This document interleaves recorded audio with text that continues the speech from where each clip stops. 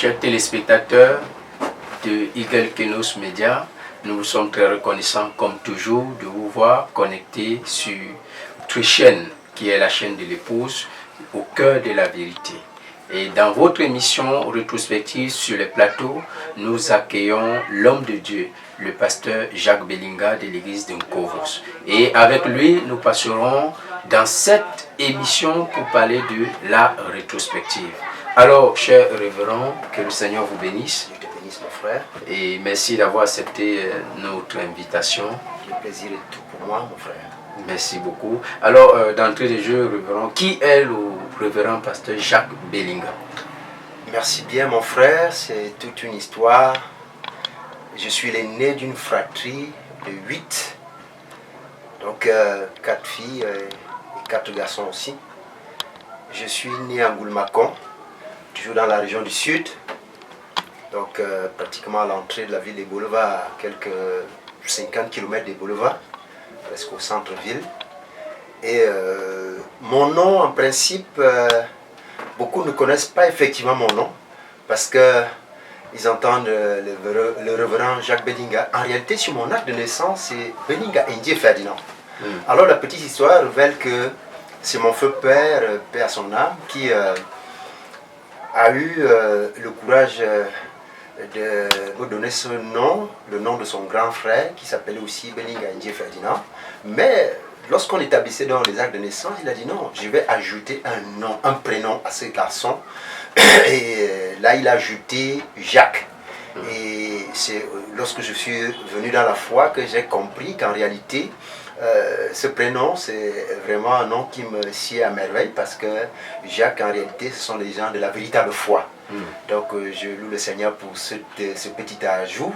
Donc, en réalité, mon vrai nom, c'est Belinga Indie Ferdinand, mais généralement, on m'appelle Belinga Jacques. Et alors, comment avez-vous cru? Pouvez-vous nous relater en quelques mots vos débuts dans la foi, et en quelle année cela date-t-il? Merci mon frère, c'est toute une histoire. Je saisis déjà cette occasion parce que, à mon humble avis, c'est la première fois que l'occasion m'est donnée, à mon vision, d'en parler. C'est toute une histoire. J'ai cru à Saint-Mélima en 1996. J'avoue que réellement, ma vie a été écrite d'avance par Dieu, parce que lorsque je me retrouve aujourd'hui étant chrétien, cela relève véritablement du miracle.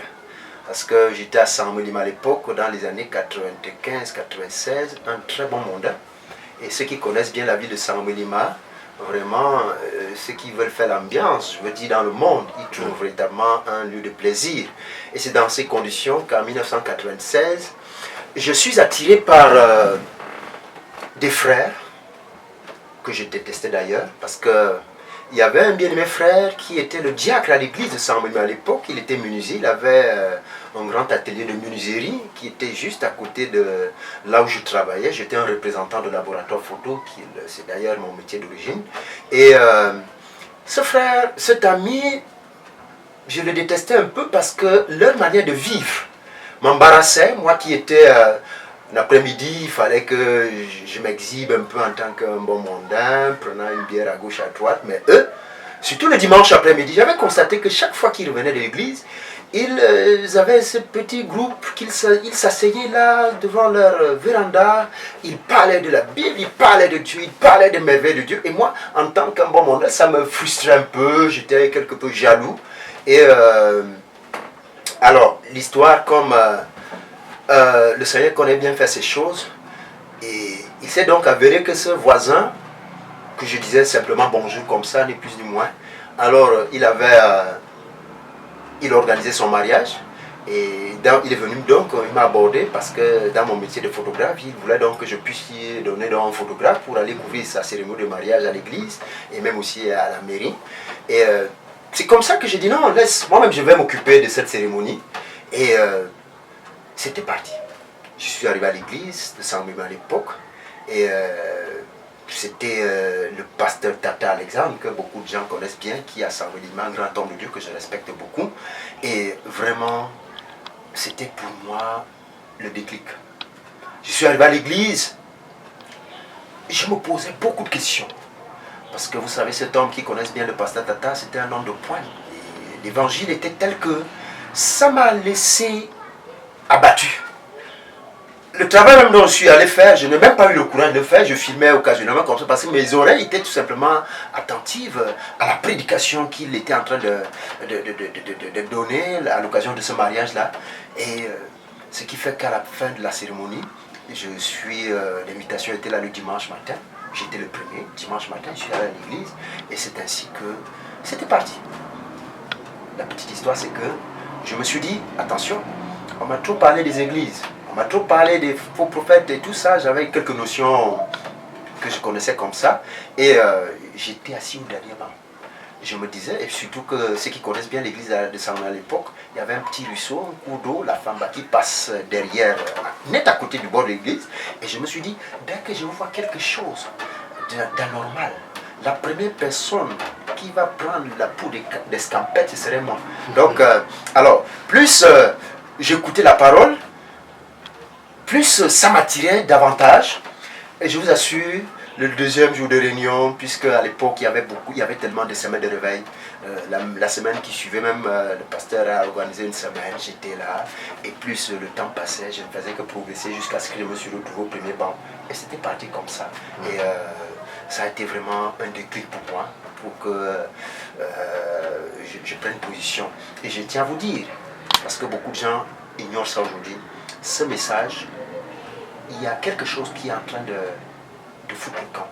C'est la vie des chrétiens. Parce que si je n'avais pas constaté la manière dont vivaient ces gens, ça n'allait pas beaucoup attirer mon attention. Ils parlaient de Dieu, ils vivaient cet amour. Le frère me parle d'un exemple, un monsieur qui venait souvent à l'église et qui il n'avait pas pris position malgré les nombreuses années. Et puis un jour, il a décidé, après il avait dit, je vais prendre position. Le pasteur dit, mais qu'est-ce qui a permis que tu prennes? Après, tu sais, est-ce que parce que j'ai bien prêché? Parce qu'il a dit non. C'est parce que j'ai vu dans cette église des hommes qui vivent, qui savent vivre la parole. Donc pour moi, ça a été c'était très édifiant. Et j'ai pris le Seigneur que cela puisse encore animer nos cœurs afin qu'au travers de nos vies, que cela puisse attirer. Donc c'est un regret pour vous aujourd'hui? Bon, oui, parce qu'on ne voit plus trop ça. On ne voit plus trop ça. Les gens qui au travers de leur vie, attirent les autres. On ne voit plus trop ça. Les gens sont tellement... Chacun vit sa religion. D'accord. Bon, dès là, aujourd'hui, vous êtes pasteur. Relatez-nous un peu, pasteur, s'il vous plaît, comment avez-vous été appelé au ministère? Oui, c'est une transition qui n'a pas été du tout facile parce que je tiens à vous dire que j'ai grandi sous deux ministères. Je vous ai dit tantôt que j'ai cru à Saint Monument sous le ministère du pasteur Tata Alexandre, un homme que je respecte beaucoup parce que sous son ministère, j'ai eu à suivre une très bonne formation. Donc je vous ai dit, de 1996, je suis parti de Saint Monument en 2001.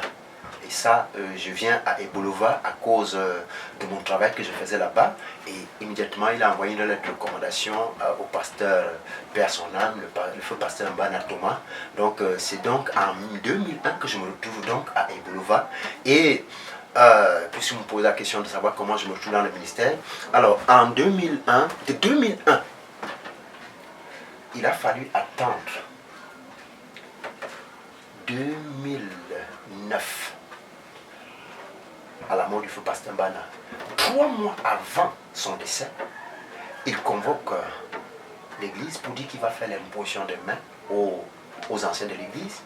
Beaucoup de gens s'attendaient à ce qu'ils puissent... parce qu'à l'époque, il y avait des pasteurs associés, des anciens qui étaient là. Mais je vous dis, chose curieuse, c'est que j'étais diacre. J'étais diacre, j'ai fait le diaconat pendant 7 ans. 7 ans de diaconat, sans imposition de main. Et à cette occasion, c'était un dimanche solennel. Beaucoup de gens s'attendaient à ce qu'on puisse imposer les mains. J'étais la seule personne qui l'a appelé. Je suis venu à l'hôtel, il m'a donc imposé les mains. Et je vous dis, ça c'est 3 mois avant son décès. 3 mois avant son décès. Et donc, après son décès, c'est donc là où...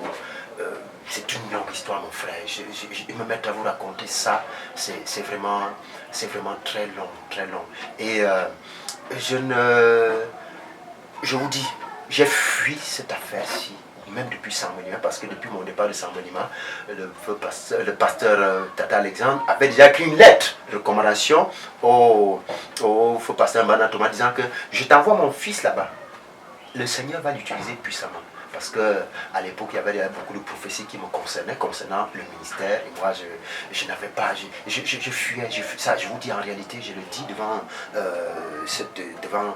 Dieu, j'ai fui cette affaire-ci depuis très longtemps. Ce qui fait que quand je suis parti de Saint-Monima, parce qu'il voulait déjà commencer à m'exercer, j'ai dit, ouf, enfin, je me débarrasse de cet homme qui voulait m'amener dans le couloir de la prédication, ne sachant pas que Dieu avait déjà établi tous ses plans. Et lorsque le pasteur meurt, je vous dis, je n'ai jamais vu une telle pression que si je m'hasardais à ne pas entrer. C'était, je crois que je ne serais plus vivant. Ça, je sais de quoi je parle. Je sais de quoi je parle. Donc, l'appel est là depuis très longtemps et je ne fais que suivre réellement la volonté de Dieu. Pour la petite histoire, pendant qu'il décède, moi je faisais mon travail, j'étais bien, j'étais vraiment à l'aise. Financièrement et même matériellement, ceux qui me connaissent bien. Alors, j'étais grand patron d'un grand laboratoire ici en Villa et Boulevard. Et dès que le pasteur meurt, ça a commencé à couper les ponts. Le laboratoire finit comme ça. Je veux forcer pour pouvoir relever la structure. Tout était fermé jusqu'à ce que je comprenne que non, si je m'hasarde, vraiment c'est ma vie qui va prendre un coup. C'est ainsi que je me suis vraiment abandonné. Je dis Seigneur, je m'abandonne. Et pour terminer sur cette couloir, j'ai demandé au moins 3 ou 4 signes à Dieu. Et véritablement, il a accompli à la lettre tous ces signes. Seigneur, si c'est toi qui m'appelles, voici ce que je demande, voici ce que je demande, voici ce que je demande. La preuve en est que nous sommes dans un bâtiment qui faisait partie des choses que je demande au Seigneur. Parce que ceux qui connaissent cette église avant, c'était juste comme une petite boîte de sardines. Un endroit qui était vraiment lamentable, qui ne faisait pas... Je me rappelle, je vous dis, mon frère, quand les gens... Avant qu'il n'y ait ce goudron, lorsqu'on a coupé le courant le soir et qu'il n'y avait pas de groupe à l'église, on mettait les bougies le long des bancs. Ce qui faisait que lorsque quelqu'un passait là, il croyait que ça, automatiquement, ça c'est un temple de la rose croix. C'était tellement sale et répugnant. Donc, lorsqu'on peut entrer dans cette église aujourd'hui et qu'on voit tout ce que le Seigneur a fait, ça fait partie des actions positives que j'ai demandées au Seigneur. Ok. Et quel est le souvenir que vous gardez du défunt pasteur Mbana Thomas? Oh là là, mon frère, très très bonne question. Je vous assure, je l'ai dit tantôt que j'ai grandi sous 2 ministères. Ça a été pour moi, c'est des hommes. Ils m'ont bien formé. Parce que c'est bien regrettable aujourd'hui, les jeunes qui se lancent dans le pastorat, dans le ministère, ils n'ont pas de mentor. Ils n'ont pas des gens qui leur servent de base arrière. Et j'ai grandi sous le ministère du feu pasteur Mbana Thomas. J'étais vraiment son bras droit. Je connais beaucoup de choses en ce qui concerne sa vie. Et il m'a beaucoup encadré. Cet homme, je le respecte beaucoup. Je le respecte beaucoup. Il m'a appris beaucoup de choses. Beaucoup de choses. Il m'a appris beaucoup de choses et vraiment je remercie le Seigneur parce qu'il m'a mis sous ses grâces. Je me rappelle, c'est comme s'il connaissait parce que chaque fois qu'on arrive quelque part, on rend visite aux gens, il aimait bavarder, il aimait donner conseil et moi ça m'énervait un peu. Je lui disais, mais parce que on a déjà mis tout le temps ici. Après quand mon soeur me dit, frère Bellinga, tu sais, quand on est dans cette affaire-ci, il faut entrer en profondeur dans la vie des gens. Il faut bavarder. Il faut apprendre à s'ouvrir. Je vous dis, ces conseils me sont très bénéfiques aujourd'hui et je rends merci au Seigneur pour ce ministère-là. Ok, gloire à Dieu. Révérend, entre vos débuts de foi et aujourd'hui, pasteur, quelles sont les difficultés que vous avez rencontrées? Oh là là, les difficultés, mon frère, il y en a énormément. J'en ai eu énormément. Et je vous fais grâce parce que cette église, c'était juste une petite parenthèse que j'allais oublier. J'ai préparé un peu j'avais déjà préparé une autre là depuis. J'ai dans cette église une icône du message. C'est quelqu'un qui est vraiment une bibliothèque ambulante. Mon bien-aimé frère Georges Nkoum, que j'ai trouvé d'ailleurs dans cette église. Chaque fois qu'on causait, il me racontait l'historique de cette église parce que réellement, frère, lorsque le Seigneur avait dit à plusieurs reprises qu'il a mis son signe dans cet endroit-ci, c'est avec exactitude. Parce que au bas mot, cette église a été sous la conduite des hommes de Dieu. À peu près, j'ai comptabilisé à peu près 9. Je vous donnerai entre, par exemple, ceux qui connaissent le révérend Abel Bicha. Après lui, il y a eu Alain Machoua de Kribi. Après lui, il y a eu Mayo Benjamin. Il y a eu Tilde Mambo. Après Tilde Mambo, il y a eu un jeune qui est venu, Mboyo Michel. Après lui, il y a eu, c'est lui-même qui a bâti l'ancienne maison ici, Mengele François, père son âme. Il est aussi décédé. La plupart sont pratiquement déjà décédés. Mengele François qui a eu vraiment la grâce de bâtir un local pour le Seigneur ici. Et après Mengele François, le feu pasteur Mbana. Ça, nous sommes déjà dans les années 90, c'est là où le pasteur Mbana arrive donc pour s'établir. Sans oublier le docteur Laurent Akonoki aussi venu là. Après, il est parti à Nantes et le pasteur Mbana est revenu encore dans ses fonctions. Et après, donc, son décès en 2009, c'est là où j'ai donc pris la chose en main. Pour dire quoi? Pour dire que cette église, c'est l'œuvre de Dieu. Vous savez, c'est ça qui gêne aujourd'hui. Beaucoup ont des églises qui deviennent des entreprises, le business, mais ça, cet endroit-ci, c'est l'œuvre de Dieu. Je suis convaincu à 100%. Et maintenant, en parlant donc des difficultés, il y en a eu énormément, mon frère. Je vous dis, j'ai subi tellement de combats. Tellement de combats. Qu'est-ce qu'on n'a pas dit sur mon dos? Mais il y a quelque chose que j'aime parce que le Seigneur est merveilleux. Lorsqu'il lui-même vous appelle et vous donne les capacités de surmonter beaucoup de difficultés. J'ai surmonté énormément beaucoup de difficultés. Ceux qui connaissent Ebouleva, Ebouleva, ce n'est pas un endroit à blaguer avec. Pour la petite histoire, je vous dis que cette église a été renversée c'est-à-dire, je ne peux pas compter plus de combien de fois des hommes de Dieu qui viennent. Oh non, surtout à l'époque du feu passe. J'étais témoin, c'est ce que je vous dis là. Les hommes de Dieu qui arrivent, oh, il rafle pratiquement la moitié des membres de l'église, il s'en va. Oh, après un temps, tu vois, un à un, il commence encore à revenir. Lorsqu'il voit que là-bas ça chauffe, ça ne donne pas tel qu'il le désire, il revient encore un à un. Au bas mot comme ça, j'ai vu au moins 3 scénarios de ce genre-là. Et Bouleva est tellement combattu, Nkovo particulièrement, tellement combattu. Des gens sont venus, se lèvent, chacun vient. Oh, Beninga, oh, il n'a pas de ministère, il n'a pas ceci, il n'a pas. J'ai dit, beaucoup de choses sont dites sur mon dos. Et le pire, c'est que les prédicateurs de ce message s'y sont mêlés, je peux dire, à 80%. Si cette guerre venait d'ailleurs, on comprendrait. Mais lorsque les hommes de Dieu se lèvent pour vous combattre, bon, beaucoup de... Je vous dis, je ne préfère pas entrer dans ce couloir-là, mon frère. Le but de votre émission, c'est pour glorifier le message et non pour entrer dans ces petites campagnes de dénigrement. Okay. Bon, au milieu de tout cela, qu'est-ce qui vous a galvanisé, vous a motivé à persévérer, à continuer? Oui, beaucoup de choses. Parce que je vous ai dit tantôt que j'ai demandé des signes au Seigneur. Je vous l'ai dit, il a accompli tous ces signes à la lettre. Je disais au Seigneur que je n'aime pas une église, je n'aime pas un ministère qui évolue sans le surnaturel qui l'accompagne. Et j'ai vu la petite histoire. Vous me posez la question, qu'est-ce qui m'a galvanisé? Si ce message était une affaire des hommes, je l'aurais déjà abandonné depuis. Mais j'ai vu que ce message, c'est Dieu lui-même qui a eu pitié d'un peuple particulier en ce temps de la fin pour les enlever des ténèbres dans lesquelles nous étions. Alors, la petite histoire, c'est que mon épouse, et ce que je vous raconte là date d'à peu près quelque chose comme 3 ans aujourd'hui, elle commence à avoir des menstrues presque chaque jour.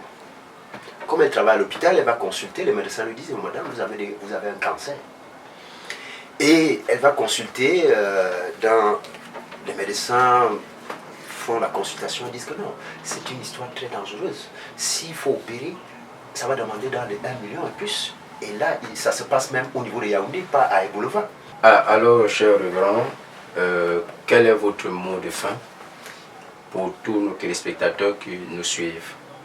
Le mot de fin, c'est simplement un mot d'encouragement pour dire au peuple de Dieu, les temps sont réellement à la fin. Nous devons davantage, si hier encore nous étions en train de nous amuser avec la foi, de nous ancrer davantage. Parce que je crois que j'ai prêché il y a quelque temps pour dire qu'aujourd'hui, le diable n'amènera plus les gens à commettre des adultères. Ça, c'est tellement dépassé pour lui, il n'a plus ce temps-là. Il cherche à nous détruire à petit feu, à enlever la lumière. Parce qu'il a été dit qu'au temps du soir, la lumière paraîtra. Et elle a paru, nous avons pris cette lumière. Et maintenant, il va faire feu de tout bois pour que cette lumière s'éteigne petit à petit. Au point que les chrétiens deviennent des chrétiens naturels. Et Dieu seul sait combien il y en a aujourd'hui. Ceux-là qui ne sont des chrétiens que de nom. La flamme de Dieu est déjà pratiquement éteinte dans beaucoup de chrétiens aujourd'hui. Et ma prière est que chacun reconsidère attentivement sa façon de servir le Seigneur. C'est vrai, nous vivons dans des temps modernes, mais nous devons absolument faire tout ce qui est à notre possible pour que cette flamme ne s'éteigne pas. Les temps sont à la fin. Ne faisons pas qu'à la fin de notre course, que nous puissions rater le but de notre vocation. Ce serait très dangereux. Comme Paul le disait, je crains qu'après avoir prêché aux autres, comme moi-même que je me sois rejeté à la fin. Frère, que nous nous soyons rejetés à la fin, ce serait une chose horrible. Mieux voilà pour moi, comme le frère me disait à son fils Billy Paul, je te dis, si tu veux, je te donne un conseil. Si tu veux être un bon modèle, sois un bon modèle. Si tu veux être un bon chrétien, sois aussi un bon chrétien. Que nous puissions vraiment être ainsi. Soyons des bons chrétiens jusqu'à la fin. Jusqu'à la fin. Oh, merci beaucoup, Révérend. Soyons des bons chrétiens jusqu'à la fin. Revisitons, revoyons notre manière de servir le Seigneur. Ainsi prend avec ces mots la fin de notre émission rétrospective, diffusée sur la chaîne Eagle Kenos Media tous les mercredis 20h du Cameroun. Pasteur, nous vous remercions d'avoir accepté notre invitation. Merci beaucoup. Nos chers téléspectateurs, nous vous disons à très bientôt. Que Dieu vous bénisse. Shalom.